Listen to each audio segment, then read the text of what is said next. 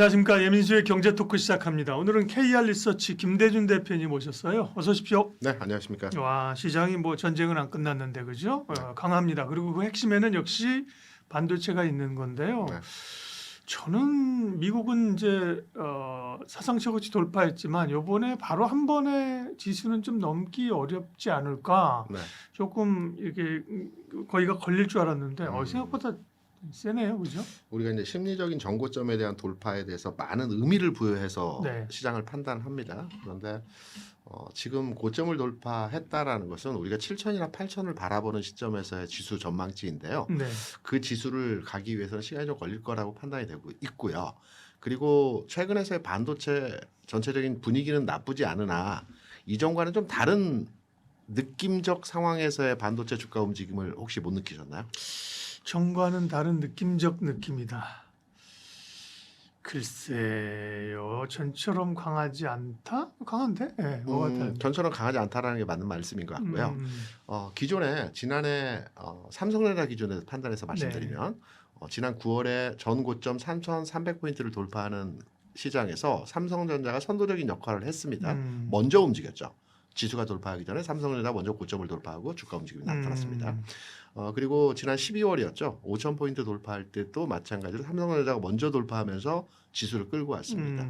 그리고 이번에 6,000포인트 돌파할 때도 삼성전자가 아마 10% 이상 주가 상승하면서 네. 지수에 6,000포인트 이상의 상승 동력이 되었었거든요. 아, 그때는 반도체가 특별히 삼성전자가 지수를 끌고 갔는데 네. 지금 지수를 끌고 가는 건 아니고 뒤에서 미는 건가요? 지금 얹혀가는 형태의 얹혀가는. 모습이고요. 예. 그럼 이렇게 반문을 하시겠죠. 하이닉스가 강하지 않느냐, 고점 그러게요. 돌파했더니 않냐, 네. 이렇게 말씀하실 수 예. 있습니다. 그럼 거기에 대한 논리도 또 있습니다. 왜냐하면 반도체가 아주 강세 현상의 시장을 주도했던 적은 최근의 상황뿐만이 아니고 21년도에도 반도체가 강했거든요. 지수가 3,266포인트 1월 11일 날 찍는 이 시점에 삼성전자는 96,800원을 찍었습니다. 네. 그리고 그해 6월에 3,316포인트 고점을 다시 찍었거든요. 그러니까 3,266포인트 1월의 고점이었고요. 6월에 점진적 상승을 보여주면서 3,316포인트 고점을 찍었습니다. 이 과정에서 삼성전자와 하이닉스의 주가 변화에 대한 분위기를 판단해 보자면 지금 시점에서의 삼성전자 하이닉스 주가 움직임을 우리가 예상해 볼 수 있을 겁니다. 그때 21년도 1월부터 6월까지의 삼성전자 하이닉스 주가를 보게 되면 삼성전자는 1월 11일에 96,800원 고점 찍고요. 9만 원에서 8만 원 사이에서 왔다 갔다 옆으로 눕는 과정에서의 가격 차를 보여줬고요. 하이닉스는 1월 11일에 13만 원 고점이었습니다.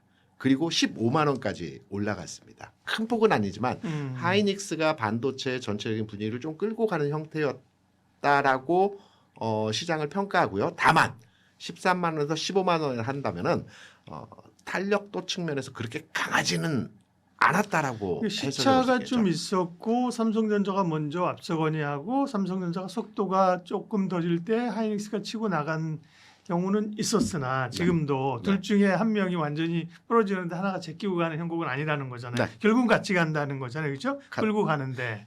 그래서 지금 장에 대비해서 반도체에 대한 평가로의 지수와 연동돼서 설명을 드리면 네.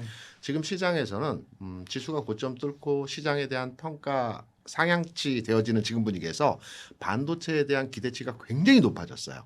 삼성 하이닉스에 대해서 뭐 물가를 굳이 말씀드리지 않아도 네.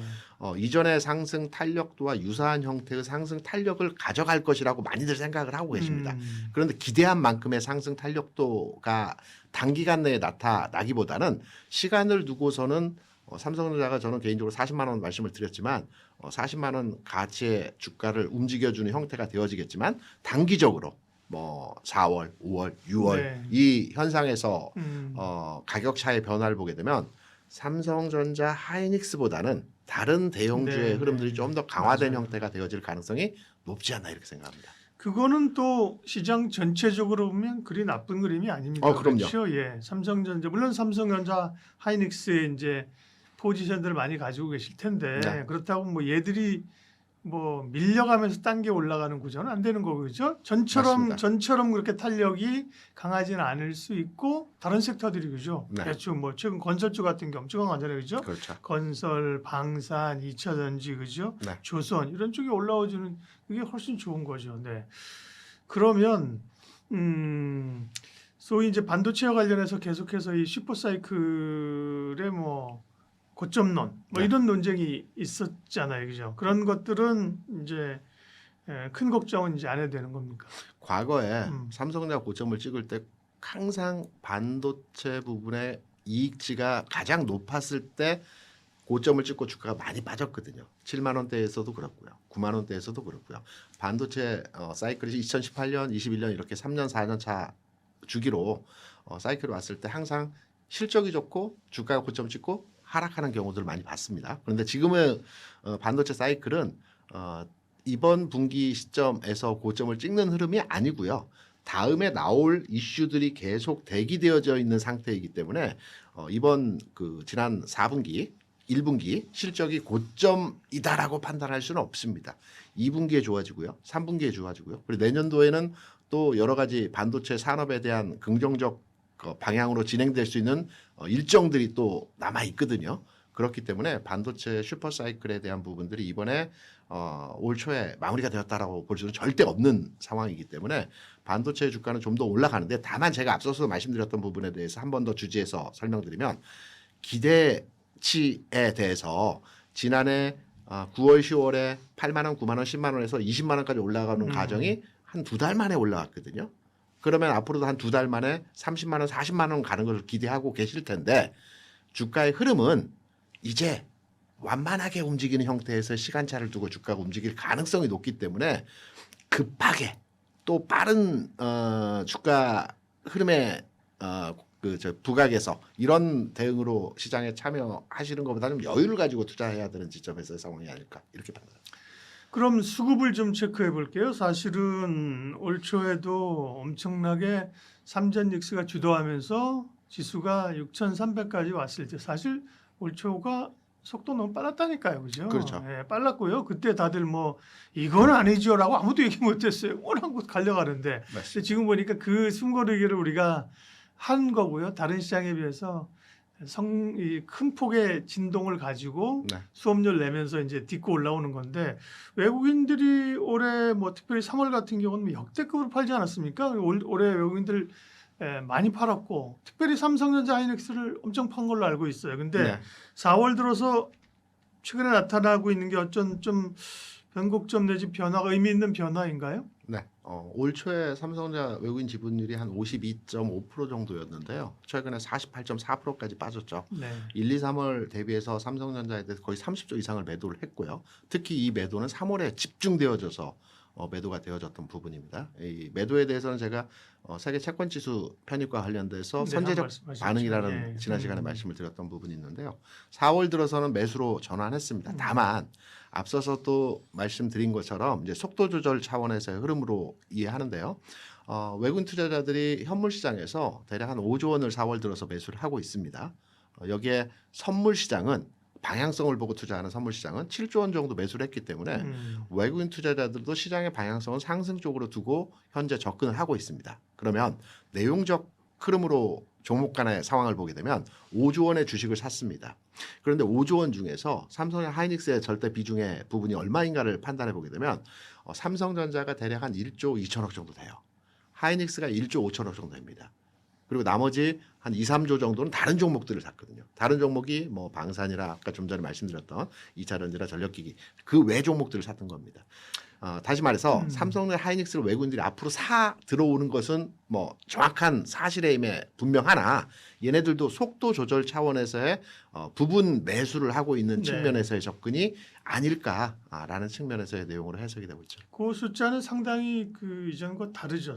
정확한 숫자는 뭐 뽑아봐야 아는 거지만 4월에 5조 원을 순매수했다. 과거 같으면 그 중에 제가 느끼는 바는 5조 원을 순매수했으면 삼성전자를 한 3조 원 넘게 매수하고 그죠? 맞습니다. 3조 이상. 하이닉스를 또 뭐 한 1조 원 매수하고 나머지 사야 되는데 삼성전자를 1조밖에 매수 안 했다. 네. 1조밖에? 네, 하이닉스 1.5조. 그러니까 확실히 결이 좀 다르네요, 그죠? 규모의 차이가 다르죠. 네. 말씀하셨던 네. 대로 과거 같은 경우는 당연히 3조 이상을 사는 게 삼성전자에 대한 매수 규모에 대한 포지션입니다. 근데 규모를 줄였다라고 판단하기보다는 속도 조절하고 있다라는 차원으로 외국인 투자자들이 그 대응하고 있는 측면을 우리가 좀 더 깊이 있게 들여다봐야 될 부분이 아닌가 생각합니다. 반도체 전략 점검하겠습니다. 그러면 삼성전자, 하이닉스는 시장의 중심주, 주도주로서의 그 위치는 변함없다. 그러나 그럼요. 네, 전처럼 그렇게 기대 목표 수익률이나 속도를 너무 빠르게 가져가지 말라는 말씀을 하셨어요. 네. 속도란 말이 정확한 표현이신 네, 네. 것 같습니다. 그러면 뭐 소부장도 같습니까? 다릅니까? 다릅니다. 다릅니다. 네. 제가 앞서서 맞아요. 네. 21년도에 삼성 하이닉스에 대한 부분들을 말씀을 드리면서 그 당시에 이제 지수는 고점을 돌파했는데 가격 차에 삼성 하이닉스 주가는 좀 약간의 다른 탄력간의 흐름들을 보여줬다라고 말씀을 드렸는데요. 이때 소부장은 강했습니다. 삼성 하이닉스가 조금 탄력도가 둔화된 측면에서 움직임을 보여줄 때 소부장들은 또 빠르게 움직였거든요. 맞아요. 네. 아마 기억하실지는 모르겠지만 그 당시에 강했던 종목들 물론 국산화 성공의 내용이 있었지만 그 소재주들이 강했죠. 한솔케미칼, 동진세미콘, 솔브라인 같은 맞아요. 종목들이 예. 굉장히 주가가 강했어요. 1월 11일에 지수 고점을 찍었지만 지수 고점 찍고 횡보 구간에서 또 이들 종목들은 40% 50%더 추가의 상승을 5, 6월까지 한 4, 5개월 동안 상승 줬고요. 기억하실지 모르겠지만 이때 DB 아이텍이라든가 뭐 리노버 같은 종목들이 이때 주가의 상승 폭이 굉장히 크게 올라가는 측면에서의 흐름들을 보여줬습니다. 그래서 저는 개인적으로 판단할 때 삼성 하이닉스가 탄력도 측면에서 속도 측면에서 다소간의 기존에 예상할 때 네. 예전처럼 4% 5%씩 매일매일 올라가면 좋겠는데라고 하루에 9%씩 오른 적도 있었잖아요. 11%까지 올라간 적도 그 있었습니다. 삼성전자가 하루에 10% 오른다는 게 그러니까 좋죠. 또 올라가는 거 누가 그렇죠. 싫어하겠으면 우리가 뭐 공매도 하지 않은 이상 그러나 과속 스캔들이다, 그죠? 네, 예. 2, 3% 올라가는 것도 굉장히 크게 맞아요. 올라가는 거거든요. 예. 그래서 과거 21년도의 상황을 보게 되면 삼성의 하이닉스 탄력도가 약간 기존 대비해서 주춤할 때 때 소부장이 치고 나간다. 소부장이 치고 간다는 측면입니다. 그래서 지금 장에서 이제 소부장 내용을 보게 되면 네. 소부장의 대표적인 종목들이 지난 2월 말에 고점 찍고 가격 조정 일부 한 20% 받았고요. 옆으로 기고 있어요. 그런데 몇몇의 종목들은 굉장히 탄력적 내용을 보여주는 종목들이 있거든요. 예를 들어서 워닝 머티리얼즈 같은 경우는 조정 이후에 지금 고점 돌파 흐름을 보여주고 있어요. 그리고 정확하게 소부장이라고 판단할 수는 없겠지만 주도성 종목, 그러니까 리딩 컴퍼니지 아니지만 이제 그 우리가 이제 마라톤 할 때 그 함께 달려주는 그 측면에서의 그 동반자가 있지 않습니까? 네. 그런 종목으로 주성엔지니어링 같은 종목들이 최근에 굉장히 강합니다. 물론 내용은 태양광, 장비 그리고 중국 규제 뭐 여러 내용이 있지만 주성엔지니어링의 매출 구조 측면에서 반도체 장비에 대한 부분이 상당히 크거든요. 그래서 지금 소부장의 반도체 관련 종목들이 아직은 주가 움직임이 조금은 제한된 흐름에서의 모습들을 보여주고 있지만 이 부분이 소부장 쪽으로 넘어가는 과정으로 주가가 움직일 가능성이 높기 때문에 이쪽에 관심을 가져야 될 것 같습니다. PSK 이런 경우도 많이 올랐었잖아요, 그죠? 그렇습니다. 네. 그리고 주성의 엔지니어링 방송하는 날 오늘 상한가예요. 네. 진짜 그쪽 장비 업체나 이제 후공정 쪽의 업체들 우리가 어느 정도 사실 알고 있고, 그죠? 그렇죠. 그다음에 수익도 낮고 뭐 변동성도 좀 있고 그랬습니다. 특별히 후공정의 뭐 그 테스트하는 업체나 그런 쪽. 근데 최근의 변화는 광통신, 기판 네. 이런 쪽으로 수급이 확 들어오는 거거든요. 이거는 이제 이렇게 보셔야 될 것 음. 같아요. 그러니까 지금 고객 예탁금 120조 원이지 않습니까? 네. 기존의 고객 예탁금 대비해서 보게 되면 어마어마한 무시거든요. 제가 주식 투자를 본격적으로 시작을 했던 게 97년도였고 2000년 초반 예탁금이 3, 4조였습니다. 그리고 예탁금이 고점 돌파했던 게 2008년도, 9년도에 15조 돌파했거든요. 와, 엄청나다라고 생각을 했어요. 그리고 2018년도에 30조 돌파했고요.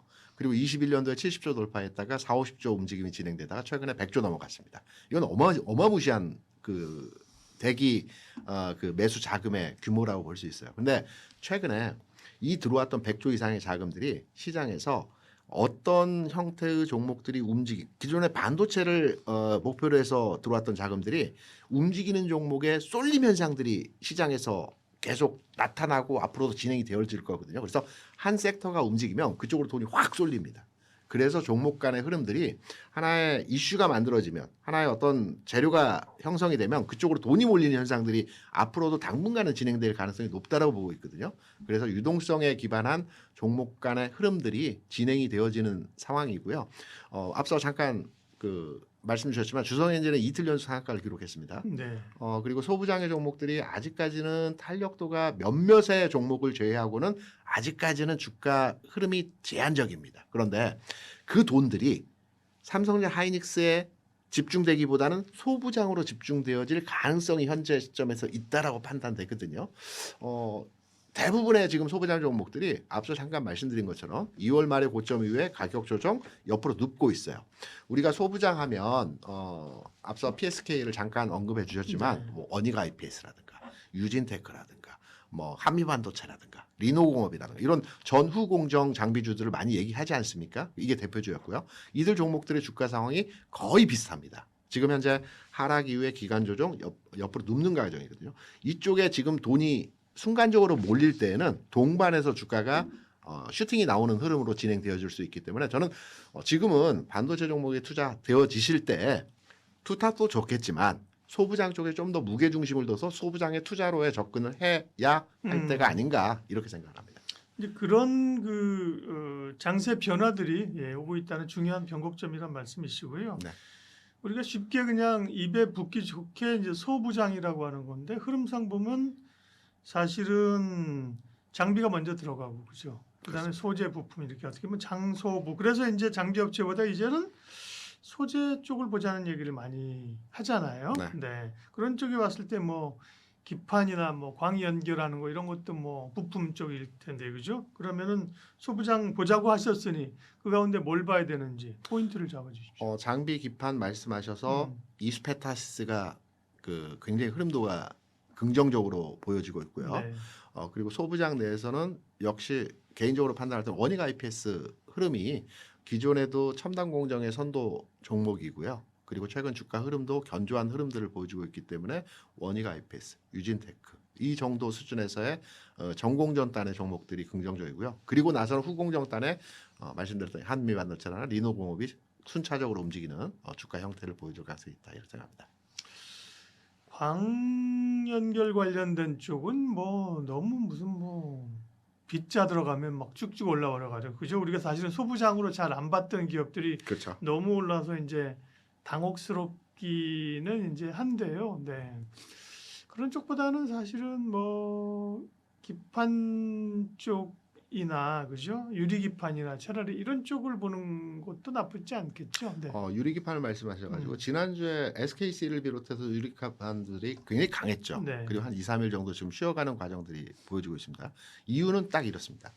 기존의 유리기판이 과거에도 움직일 때 그렇지만 반도체에 집중화된 그 시각이 일부 이게 흐트러진다는 무슨 말이냐면 올라갈 것으로 판단됐는데 올라가는 시점이 다소 미뤄지거나 올라갈 시점에 못 올라갈 때 확산되는 형태로의 가격 진행이 되어지거든요. 그래서 유리기판 쪽에서의 흐름들이 이때 강한 그 어떤 주가 면모를 보여줬다고 생각을 합니다.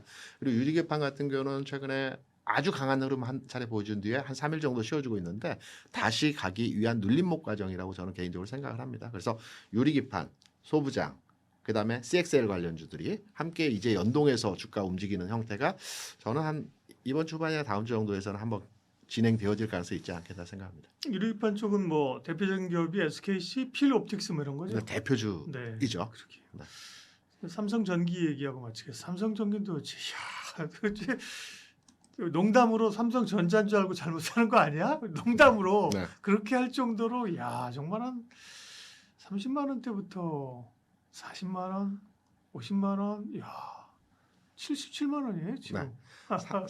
삼성전기에 대한 소회를 한번 좀 말씀해 주십시오. 삼성전기가 지금만 이렇게 강했던 것이 아니고요. 네. 20년, 21년 이때도 삼성전기가 제일 강했습니다. 네. 그러니까 삼성전자 하이닉스는 기본적으로 외국인이나 기관이 선호하는 패턴의 종목으로 외국인이나 기관이 살 때 움직이고요.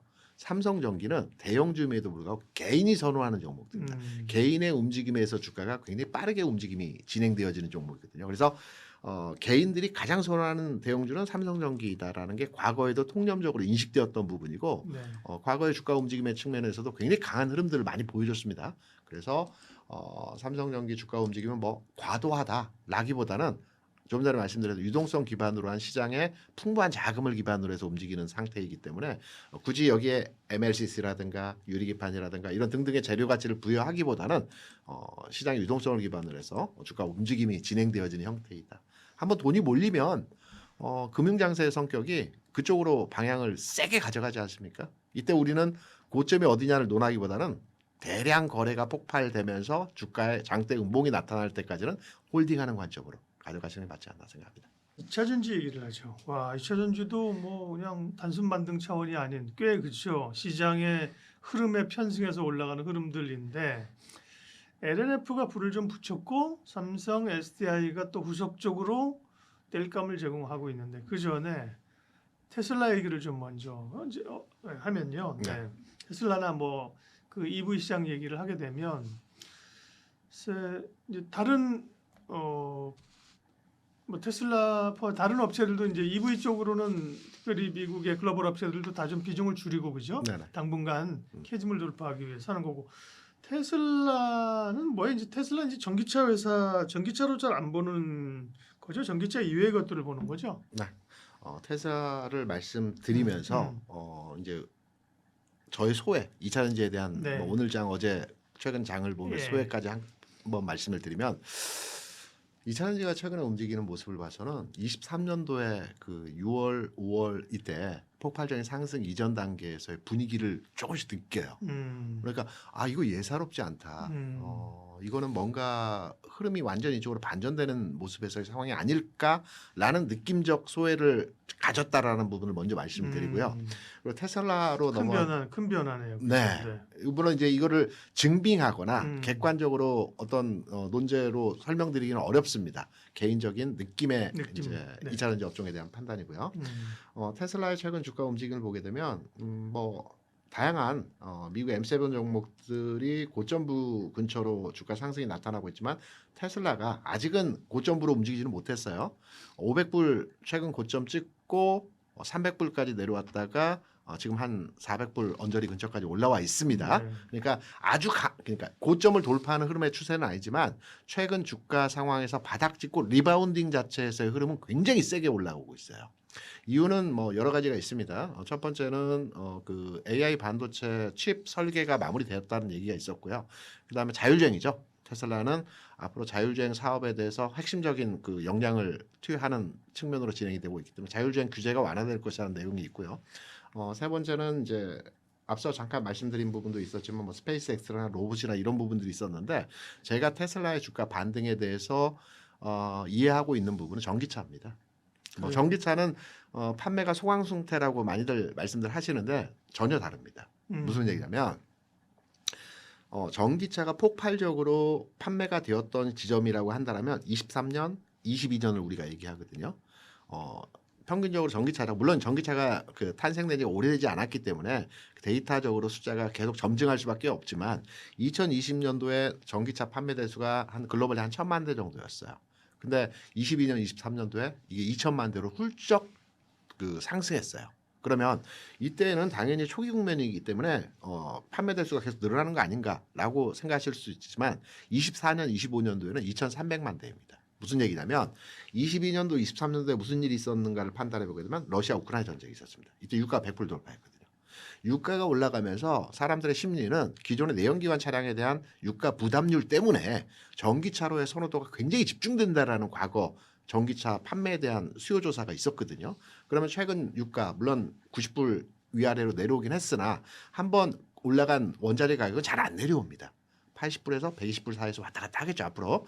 그렇다 본다면 전기차의 수요도는 앞으로 계속 증가할 것이라는 측면에서의 내용이 강하기 때문에 EV 쪽에서의 당장의 숫자적인 개선이 나타나지는 않고 있지만 앞으로 점증할 것이란 기대감이 하나 포함되어 있고요. 앞서 그리고 또 ESS 이 부분도 잠깐 언급을 해주셨는데 ESS 부분이 뭐 뉴스에서 많이 나오는 것처럼 국내 기업들 기준으로 해서 말씀드리면 이제 LG에너솔루션이 ESS에 있어서 가장 선도 기업인데 24년도에 ESS 분이 LG에너솔 매출이 한 15% 정도 됐습니다.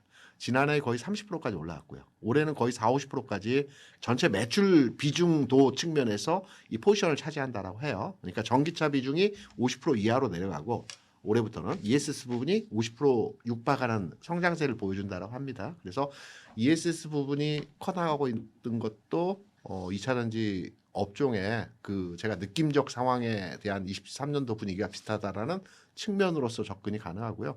가격은 여기에 반응하는 형태로 진행되어진다라고 생각합니다.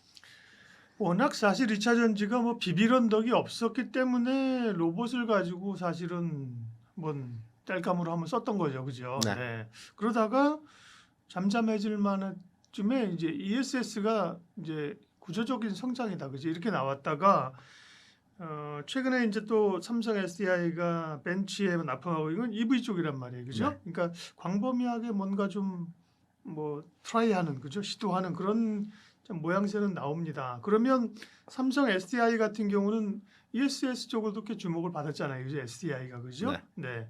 게다가 이제 또 벤츄로의 납품 이런 걸로 최근에 어쨌든 주가 상승은 삼성 SDI가 세일사 중에 제일 빠른 거죠, 제일 네. 강했죠. 네. 제일 빠르고요. 네네. 삼성 SDI에 대한 주가 상승 배경을 정확하게 설명해 주는 분들이 없더라고요. 제가 설명해 드리겠습니다. 네. 두 가지로 나눠서 설명이 가능하고요.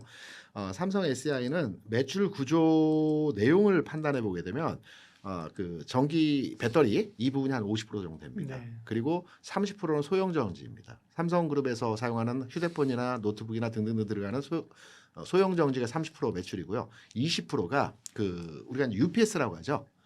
비상 전력망 공급 장치. 금융사의 모든 금융사가 지점에 네. 다 있습니다.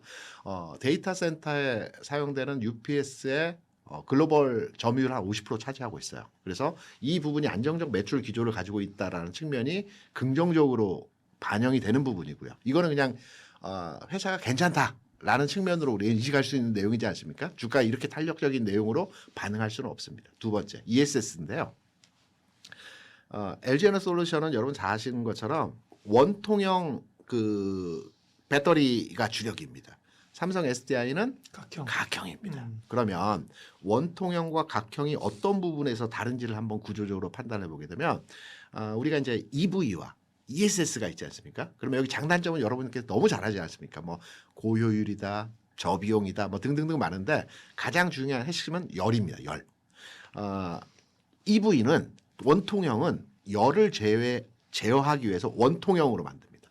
원통형을 계속 쌓아놓으면 중간 그 공간이 생기기 때문에 그렇죠. 예. 이 부분을 통해서 열을 제어하려고 원통형을 만드는 거거든요. 각형은 딱딱딱 붙어 있습니다. 공간이 없죠. 예. 열이 안 나는 LFP 배터리는 각형으로 만듭니다. 삼성 SDI는 각형에 특화되어 있는 기업입니다. 그래서 ESS 시장이 지금 확장되고 있는 과정에서 삼성 SDI의 각형 배터리에 대한 수요가 늘어나고 있기 때문에 이들 관련 종목들의 주가가 반응하고 삼성 SDI가 주가 좀 더 탄력적 흐름들을 보여준 거죠. 그래서 궁극으로 삼성 SDI의 주가 상승이 지금과 같이 굉장히 빠르게 가격 진화의 형태를 보여준 것은 ESS의 각형과 관련된 주가의 흐름이 반영된 부분이다. 그래서 작은 종목들의 흐름들을 보더라도 이러한 그 ESS 저장 장치의 케이스를 만드는 회사라든가 장비를 만드는 회사라든가 뭐 이런 종목들이 굉장히 강하죠. 오늘 같은 경우에도 CSI 같은 종목들은 또 상한가를 기록하는 모습들을 보여줬는데 이런 내용의 그 각형과 관련된 종목들의 흐름들이 지금 시장에서 굉장히 크게 부각되는 상황의 흐름이다 이렇게 말씀드렸습니다. 그러면 2차 전지 셀업체 가운데 LG 에너지 솔루션과 삼성 SDI 가운데 탑픽은 네 무엇입니까? SK 이노베이션도 끼워주자. 섭섭하실 수 있으니까 LG 엔솔, 삼성 SDI, SK 이노베이션 가운데 셀 가운데 탑픽은 뭐예요? 조금 비틀어서 비틀어요. LG 화학도 하나 더 주십시오. LG 화학도 하나 넣어드릴게요. 지분율을 네. 80% 가지고 있으니까 네, 네. 여기서 탑픽은 LG 화학입니다. 그러니까 뭐 굳이 그 비틀어 넣어달라고 하는 게 없. 그걸 얘기를 하려고 넣어달라고 그러신 거겠지, 그죠? LG 화학. 왜 그러냐면 탄력도 측면에 SI가 굉장히 강하죠. 근데 SI가 이제 거의 그 목표한 주가 수준에서의 어느 정도 가격 차에 들어왔습니다. 네. 그리고 새롭게 출발하는 LG와 LG 에너솔루션의 주가 상황에서의 흐름들이 앞으로 점진적 흐름을 개선시키면서 상승 흐름을 우상향으로 진행지어줄 수 있기 때문에 현 시점부로 오늘 이후의 시점부로 판단해 보게 되면 탑픽은 셀사 중에서 LG와 LG 에너솔루션이 좀 더 긍정적이지 않을까라고 생각을 합니다. 사실은 뭐 중간에 2차 전지가 몇 번 반등할 때도 소재 쪽이 그냥 여기서 불쑥 저기서 불뚝 한 번씩 뛰어오른 적이 있었는데 그죠? 네. 리튬 얘기 나오면 뭐 땡땡 리튬 이런 거 오르고 그래. 그때는 야 지금 셀도 못 가는데 저 업황이라는데 갈 수 있냐? 일회성으로 봤단 말이에요, 그죠? 네. 근데 지금은 말씀하신 것처럼 뭔가 느낌적인 느낌이 그죠? 2차 전지 전반적인 붐이 들어온다고 하면 또 얘기가 달라지는 거죠, 그죠? 네. 그런 쪽에서 뭐 양극재 업체라든지 소재 업체, 리튬 관련된 얘기 좀 해주세요. 네.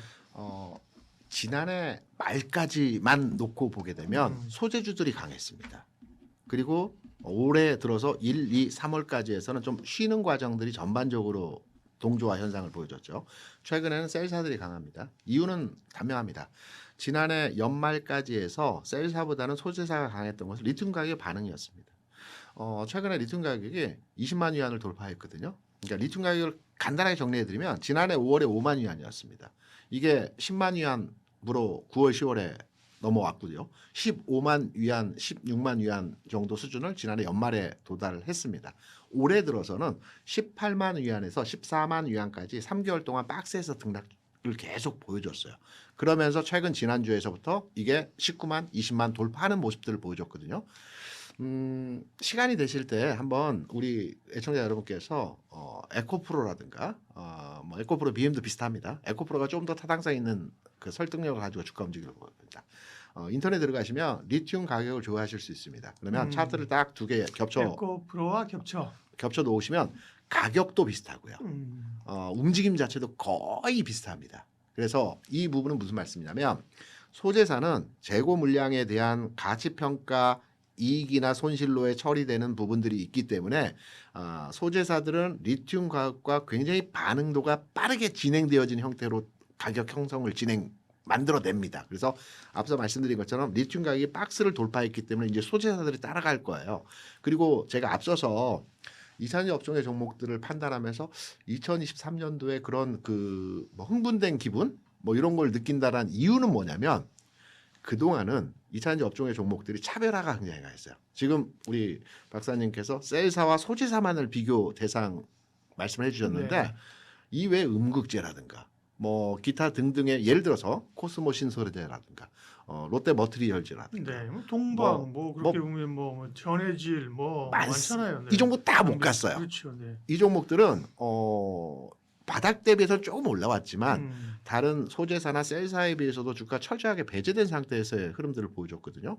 근데 이런 종목들이 이제 움직이는 타이밍으로 흐름들로 개선이 되고 있다는 겁니다. 이건 뭐냐면 기존까지는 리튬 가격과 연동된 몇몇의 소재사들 특수하게 관련도가 높은 이런 종목들의 주가가 좀 더 탄력적으로 움직이는 진행이 되었다라고 한다면 앞서 잠깐 말씀드린 내용처럼 이제는 ESS라는 새로운 그 시장에서의 배터리 산업에서 먹거리가 지금 확충되고 있는 산업이기 때문에 이 부분을 기반으로 해서 전체 2차 전지 업종의 종목들이 이제 키 맞추기라고 할까요? 그러니까요. 리밸런싱이라고 할까요? 재조정 과정에서 흐름들이 나타날 수 있기 때문에 그동안 많이 물려 있었다.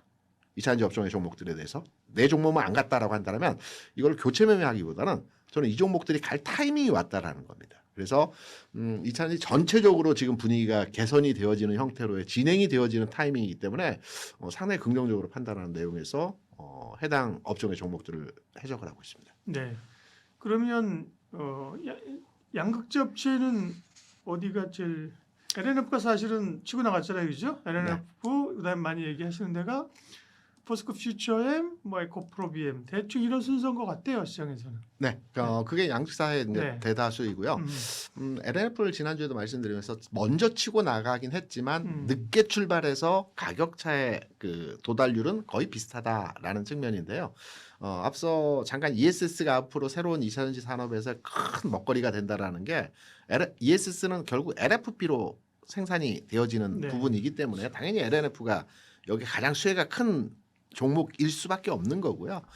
그리고 이제 국내사들이 다 LFP 산업에 다 뛰어들었지 않습니까? 그래서 올 하반기나 내년 초 되게 되면 다 양산에 다 각각 진입할 수 있다라고 보고 있습니다. 그러니까 딱히 LNF만 LFP를 생산한다라고 볼 수는 없고 이제 양극재사들 뭐 다 그 관련한 LFP 산업에 뛰어들었기 때문에 이제 점진적 키 맞추기의 과정들이 다 진행될 것 같습니다. 그래서 탑픽으로 본다라면 이제 2차 전지 업종의 종목들은 이제 가장 선호도가 개인들 중심으로 해서 진행이 되고 있고 개인들 중심으로 해서 선호도가 높은 종목은 에코프로, 관련주가 아닐까라고 생각을 합니다. 네. 에코프로 BM도 있고 에코프로 머티도 적으셨네요, 그죠? 머티도 이제 바닥 찍고 올라가는 측면에서의 전환점이 되어졌죠. 그러니까 코스모 신소재, 에코프로 머티, 롯데 머트리얼즈 뭐 등등등 이런 관련 종목들이 그동안 안 움직이다가 이제 막 추가적으로 올라가는 형태이기 때문에 보유 관점이 맞고요. 최선호주로 판단한다라고 한다면 질문하신 거에 대해서 시장에서 가장 부각을 나타내고 있는 중심축에 있는 큰 종목 중심으로 해서 말씀을 드린 부분입니다. 장비 업체는 아까 CIS 말씀하셨나요? 장비 업체는 어떤 모멘텀이에요? 그 전방사들하고 이제 함께 움직이는 흐름인가요? 네, 장비도 그렇고 전체적으로 앞서 이제 최근에 주가 수준에서 가장 강한 종목들을 보게 되면 그 케이스를 만드는 거, 장비 서진 시스템 이런 거? 그렇죠. 서진 네. 시스템도 케이스를 만드는 회사이고요. 서진 시스템 이외에도 이제 상신 EDP라든가 또는 이제 엠플레스라든가 네. 이런 종목들이 부품과 장비 또는 케이스 관련한 산업의 종목들이고 아마 주가가 이들 종목들이 꽤 올랐을 겁니다. 최근 상황 하에서 꽤 올라가고 있는 추세적 흐름들을 보여주고 있는데요. 먼저 지금 선반영되고 있는 흐름들로 진행이 되고 있지 않나 이렇게 생각합니다. 네. 2차 전지에 대해서 이제 할 얘기가 많다는 게 좋습니다. 전에는 뭐 셀 얘기하고 양극재 대표주 얘기까지만 하고 밑단을 얘기하려고 하면 됐고요. 서로 그죠? 왜 거기까지 지금 온기가 가겠냐고 그랬는데 이제는 그런 얘기들을 막 하고 있는 거잖아요. 네, 맞습니다. 전고체 얘기를 해서 좀 마무리해 볼까요? 전고체는 어떻게 되는 거예요? 네. 이 와중에 이제 전고체 내에서 이스페스타시스 주가가 굉장히 탄력적이지 않습니까? 스페셜티. 네, 스페셜티 케미칼 전고점 돌파했지 않습니까? 네. 물론 이제 삼성 SDI가 여러 그 재료 가치를 보유해서 주가 상승도 있겠지만 여기에 전고체도 포함되어 있는 내용이거든요. 그렇죠. 그래서 이수 스페셜티 같은 경우에도 고점 돌파하면서 가장 탄력적입니다. 그 여러 소재사 관련해서 내용들을 보게 되면 전고점을 돌파한 종목은 거의 유일하거든요. 그래서 전고체의 흐름들은 여전히 유효한 그 재료 가치 측면에서의 내용이고요. 앞서 뭐 CIS라든가 뭐 여러 종목들의 내용들을 말씀드렸지만 이 종목들도 다 전고체 관련성을 가지고 있는 종목들이기 때문에 전고체는 계속 유한한 재료 가치로서 시장에 영향도를 주는 내용으로 진행이 되어지지 않을까 생각합니다. 네, 그 중엔 뭐 이수 스페셜티가 가장 그렇죠? 네, 최선호 네. 패턴이고요. 탄력도도 그렇고, 네. 그렇습니다. 그렇습니다. 그러면 2차 전지 얘기를 했는데요. 정리 한번 해볼게요. 전에는 어쨌든 2차 전지가 몇 차례 올라오면 시장에 사실 2차 전지까지 관심이 가지 않아도 살 게 너무 많았잖아요, 그죠? 네. 반도체, 뭐 조방원 그런데 그래서 이제 약간 트레이딩 전략, 그죠? 네. 뭐 관심이 있으면 좀 팔아주고, 그죠? 또 밀리면 사주고 이런 거였는데 지금 그런 느낌이라고 하면 이제는 보유 전략으로 가야 돼요? 네, 보유 전략이고요. 이제 고점부에 대한 판단을 어렴풋이 말씀을 드리면 제가 지난 시간에도 잠깐 말씀드린 것 같지만 대표 종목 에코프로를 기준으로 말씀드리면 최근 에코프로가 지난해에서부터 5만 원, 9만 원, 뭐 13만 원, 뭐 19만 원 이렇게 해서 고점이 한 30%씩 높아졌습니다. 그러면 우리가 여기서 추정해서 다음 고점을 추정을 해보게 되면 고점은 당연히 돌파하고요. 19만 원대에서 한 5만 원 정도까지의 30% 가중치를 두어서 19만 원에서 그러면 25만 원, 26만 원의 고점의 부분으로 판단할 수 있는 가격 수준이 되어질 수 있기 때문에 고점 당연히 돌파한다라는 가정으로 25, 6만 원까지의 목표치로 추정해서 판단하시면 되지 않을까 이렇게 생각합니다. 테마주 얘기를 좀 하겠습니다. 워낙 뭐 사실은 반도체가 굳건한 시장이지만 그렇다고 반도체만 간 건 아니고 그죠? 그 테마라고 할 수 있는 가장 최근에는 이제 광통신 같은 거죠. 이런 쪽이 제일 강했는데요. 테마주의 역사를 한번 리뷰를 해주십시오. 최근에. 제가 테마주를 지향하는 건 아니지만 시장에 지향하는 것은 아니지만 시장 상황에 따라서 테마주가 움직이는 장이 있어요. 그러면 이 시장을 이해하고 뭐 적절하게 유효한 뭐 투자법으로도 하나 그 우리가 접근해 볼 수 있는 내용이기 때문에 지향하는 것은 아니지만 무조건 지양하지도 않는다. 네, 맞습니다. 그래서 테마주의 흐름이 언제 움직이는지를 먼저 말씀을 드리면 그 배경 이전에 지금 전체적으로 글로벌 시장에서의 시장 분위기를 짧게만 말씀을 드려볼게요. 미국에서 나스닥 지수가 고점을 돌파했죠. 그런데 미국 시장에서 최근 강한 흐름을 보여주는 업종은 러셀 2000. 그러니까 업종은 아니지만 지수는 러셀 2000입니다. 왜냐하면 나스닥 지수가 24,000에서 26,000까지 반등을 줬거든요. 최근 빠르게. 근데 러셀 2000 지수는 최근 상황까지 그러니까 지난해까지 해서 시장에서 그렇게 부각을 보여주지 못했어요. 근데 최근 나스닥하고 러셀 2000 지수가 비슷하거든요. 단위만 다르지. 이 2400에서 2800까지 올라왔습니다. 그러니까 탄력이 최근 시장에서 소형주로 구성되어진 러셀 2000 지수가 더 강했다라는 얘기입니다. 국내로 들어와서. 국내로 들어오게 되면 지난해 저점 대비해서 대형주 지수는요. 2400에서 거의 6500까지 한 3배 가까이 올랐습니다. 대형주 중심으로 해서 시장이 편제가 되었죠. 중형주 단 종목들도 거의 한 배 가까이 올랐습니다. 100% 정도 올랐거든요. 근데 소형주는 40%밖에 못 올랐습니다. 그런데 여기서 특이한 건 뭐냐면 미국은 러셀 2000 지수 시장이 굉장히 강하고요. 우리 시장에서 거래량 상황에서의 흐름들을 보게 되면 소형주로의 거래가 집중되는 최근에 한두 달 사이에서 3월부터 거래가 그렇게 많지 않았는데 거래 집중화, 탄력도 물론 좋습니다. 그래서 관심도가 크게 부각되고 있는 상황이라는 게 첫 번째 시장에 대한 전체 평가에 대한 내용을 하나 말씀을 드리고요. 그리고 테마주가 언제 움직이느냐? 테마주가 움직이는 시기가 있습니다. 첫 번째, 시장의 유동성이 풍부해진 상황. 그러니까 고객 네트워크가 늘어났을 때입니다. 테마주가 적극적으로 움직였던 시장은 2009년도, 2018년도, 2021년도입니다.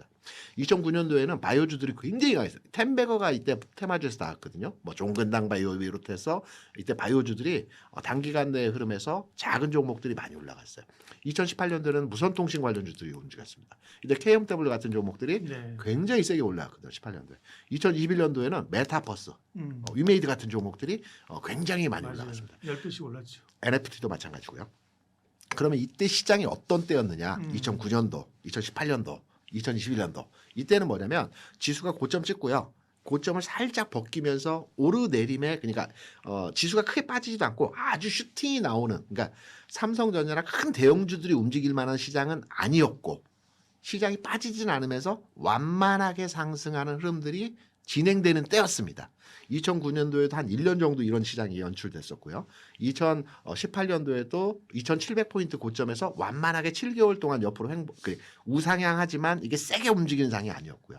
21년도에도 여러분 잘 아시겠지만 한 8개월, 7개월 동안 완만하게 상승하는 흐름들이었어요. 그러니까 시장에 돈은 몰려 있는데 지수 관련 대형주가 세게 움직이지 않으면서 조금씩 상승하면서 이런 그 시장에 그 뒷받침을 해주는 이런 분위기에서 테마주들이 움직입니다. 그래서 지금 장의 전체적인 모습을 판단해 보게 될 때 최근에 전쟁 이슈로 6,300에서 5,000까지 빠졌다가 지금 다시 6,300 근처로 회귀는 했지만 앞으로의 시장을 우리가 예상해 본다면 이게 단기간 내 7,000을 하고 8,000을 가는 시장이라기보다는 완만하게 움직이는 시장이 앞으로 연출될 가능성이 있다라고 판단되거든요.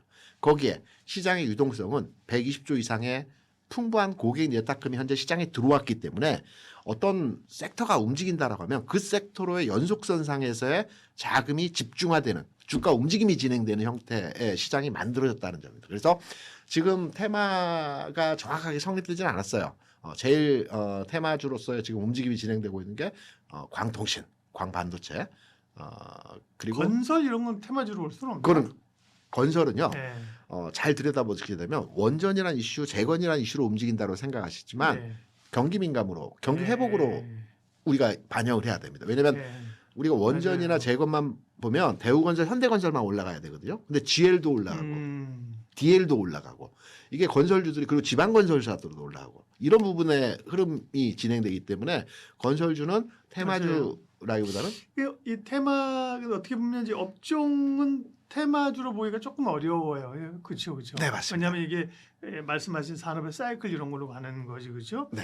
그다음에 테마는 그게 아니라 어떤 업종이나 실적이나 사이클보다는 뭔가 좀 이슈를 가지고 그렇죠. 가는 거죠. 동일 업종은 아니지만 네. 같은 목적을 맞아요. 목표로 해서 여러 업종에서 모여 있는 그룹을 되어진 그 이슈를 이제 테마주라고 하는데 맞아요. 보통 한 10개, 20개 종목이 이 테마를 형성합니다. 그래서 최근에 만들어진 거는 광통신, 양자컴퓨터, 그다음 코로나 뭐 그렇죠. 테마인데 네. 테마주는 움직일 때요. 불확실성이 있어야 됩니다. 무슨 얘기냐면 코로나는 우리가 한번 경험했고요. 그리고 이게 날씨가 풀리거나 뭐 이러면 없어진다라는 거를 알고 있어요. 그러면 연속성이 떨어집니다. 그래서 코로나 테마주는 얼마 못 갈 테마주고요. 양자컴퓨터랑 광통신은 뭔가 정확히는 모르겠는데 굉장히 긍정적일 것 같아요. 그리고 미래의 산업 가치에 기여할 것 같아요. 어렴풋하게. 이런 테마주들은 계속해서 움직입니다. 앞서 말씀드린 예전에 메타버스 굉장히 미래 산업에 대한 가상현실을 굉장히 긍정적으로 봤지 않습니까? 근데 실제 우리가 다가오는 것도 언제일지 이 산업이 개화가 될지 언제일지 잘 모르잖아요. 이게 테마주의 핵심입니다. 그래서 테마주가 움직이는 상황에서 지금 전체 분위기가 되었기 때문에 지향하지만 지향하지 않지만 적극적으로 지향하지도 않고 네, 그렇습니다. 노린다. 그런데 예, 말씀하신 거를 참고로 해서 하고요. 근데 테마주를 너무 사랑하면 네. 힘들어요. 네, 그러면 안 되고요. 네, 일정 부분만 그죠. 테마주의 단점은요. 네. 하루 변동성이 20% 이상 움직이는 가능성의 흐름들도 나타납니다. 아주 자주 나타납니다. 네. 그다음에 말씀하신 것처럼 불확실할 때 올라가는 거예요. 다 알면 네. 다 알면 이제 사실은 테마주는 끝이에요. 네. 뭐가 어리버리 진짜야? 아니야? 실험한다니까? 아니라니까 이쪽에서 반박 나왔다니까 진짜라니까? 네. 그렇죠. 이런 그게 또 테마주 성격이니까 전체 포지션에 있어서 테마주는 일정 부분만 가져가시면 좋고 뭐 최근에 이슈가 되고 있는 거 광통신 양자컴 얘기를 하죠. 광통신주는 젠스랑이 불을 붙인 거죠 이번에. 네. 양자 컴퓨터도 젠스랑이 불을 붙여서 그러네요. 젠스랑 관련주라고도 많이 얘기를 합니다. 근데 젠스랑이 이번에 GTC 2026에서 광반도체라고 정확한 표현을 하긴 했는데 우리 이제 광통신 관련주들의 주가 접근이 지금 진행이 되고 있습니다. 그래서 앞으로 AI 산업 데이터 센터가 확충되면서 우리가 이제 하드 쪽의 부분들은 계속 충족되고 있는데 이 데이터를 계속 운송하는 운송 쪽 그러니까 전력과 하드 쪽에서의 부분은 관련주들에 대해서 우리가 다 이해하고 있지 않습니까? 데이터 HBM이라든가 또 전력에 관련 부분들은 다 영향도를 받고 있는데 이 데이터를 교류하기 위한 통신망 자체에서의 내용은 아주 진행 중에 있거든요. 이게 광통신이 앞으로 미래의 데이터 센터와 사용자 간의 원활한 교류를 진행시켜 준다라는 측면에서 광통신 광반도체가 지금 각 기대감을 가지고 주가 움직임에서의 상황들을 만들어내고 있거든요. 그래서 젠스랑발 주가 움직임에서의 상황이다라고 많이 얘기하는데 앞에 잠깐 전제로 여러 가지 말씀을 드린 것처럼 우리나라에 있는 광통신, 광반도체 종목들의 재무 구조라든가 어떤 그 산업에 대한 자리매김 자체는 아직 확정된 내용은 아닙니다. 기대감입니다. 다. 기대감이죠. 네. 네, 기대감에서 주가가 움직이는 거고요. 기대감에서의 주가 움직임이 저는 개인적으로 판단해서 좀 더 간다라고 판단을 한 겁니다. 예를 들어서 시장에서 너무 많이 회자되고 있기 때문에 광통신, 광반도체 종목 중에서는 뭐 대한광통신이라든가 빛과전자 같은 종목들이 최근 시장에서 가장 핫하게 그렇죠. 움직이는 종목이죠. 주가 등락 차의 흐름도 굉장히 변동성이 크게 움직입니다. 이 종목들이 최근에 위아래 구간에서의 변동성이 큰 흐름이지만 저는 개인적으로 판단해서 앞에 모두의 2009년, 18년, 21년도에 테마주가 만들어지고 이때도 메타버스에 대해서 또는 NFT에 대해서 우리가 미래 가치에 대해서 불확실성이 있었지만 굉장히 그 낮은 밸류에이션을 가진 종목들이 굉장히 그 주가 탄력들을 보여주는 그 측면들을 많이 보여줬거든요. 그래서 지금도 그러한 형태의 모습의 시장이 아닐까. 그리고 시장이 진행되어지지 않을까. 왜? 예탁금이라든가 시장의 전체적인 분위기 자체가 테마주가 움직일 수 있는 여건의 상황이 만들어졌기 때문에 이런 내용으로 접근해 보는 것도 하나의 투자 방법이 아닐까라고 생각합니다. 양자 컴퓨터는 더 좀 아리송하죠. 왜냐하면 네. 이게 사실 아직 확정되지 않은 거죠. 이제 맞습니다. 미래에다가 그다음에 또 이제 국내 관련주가 실제로 이렇게 있나? 얼마나 있나? 그죠? 이런 고민이 있는 거잖아요. 제대로 된 양자 컴퓨터 네. 관련주들이 현재 국내 기업은 없다라고 판단되는데 이와 관련된 한 달에 걸치고 있는 종목들이 몇몇 그러니까요. 있지 않습니까? 네. 그 관련한 종목들이 주가가 움직이고 있고요. 광통신, 광반도체는 한 3주 정도 됐습니다. 테마 만들어진 지. 그런데 양자 컴퓨터는 뭐 기존에 지난해, 지지난해 한 번씩 흐름들이 진행되어지긴 했으나 최근 이슈가 발현된 거는 한 4, 5일 됐습니다. 그러니까 이전에 메타버스를 제가 언급해드렸는데 메타버스가 움직일 때 NFT가 치고받고 하면서 이렇게 연속적으로 같이 움직이는 현상들을 많이 보여줬거든요. 그래서 지금 장은 광반도체와 양자 컴퓨터가 서로 치고받는 형태로의 주가 움직임이 진행되어지지 않을까 이렇게 생각합니다. 과거에 초전도체도 기억하시잖아요. 초전도체, 그죠? 뭐 실험을 했네. 어디 뭐 국제 실렸네 아니네 그죠? 지금은 저 초전도체 뭐 생각하는데 지금 시간이 좀 걸렸어요. 뭐였더라 그거 자기장 뭐 초전 팽이가 영구적으로 도는 현상. 그러니까 공중에 뜨고 네. 그죠? 야, 그 얘기를 들은 이유는 네, 테마주에 너무 많은 돈을 걸지는 마시라 그죠? 네, 그 얘기를 드리려고 테마주에 많은 투자를 하지 마시라는 건 당연한 거고요. 당연한 거고. 지금 장에서 네. 왜 이 종목들이 올라갈까? 이 종목이 올라가는 현상에 대해서 이해도를 가지고 접근을 해야 된다라는 측면에서 말씀을 드린 겁니다. 네, 오늘 경제토크 KR 리서치 김대준 대표님 함께했습니다. 고맙습니다. 감사합니다.